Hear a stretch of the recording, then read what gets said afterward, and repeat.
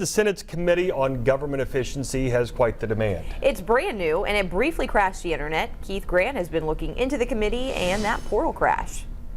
Mike and Rachel, the form that was created for you to give your ideas on saving money froze this morning, locking people out. The state Senate announced the Committee on Government Efficiency, or COGE, back in December. And that committee wants to find areas to cut spending. Today, the committee reassuring Kansans that it will not make sweeping changes right away. Instead, it will bring money-saving recommendations to the departments.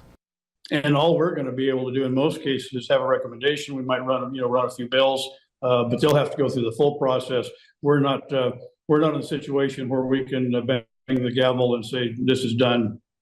Pack your bags, go home. Right now, it's not clear on what exactly these changes will look like and when they could even happen. Mike?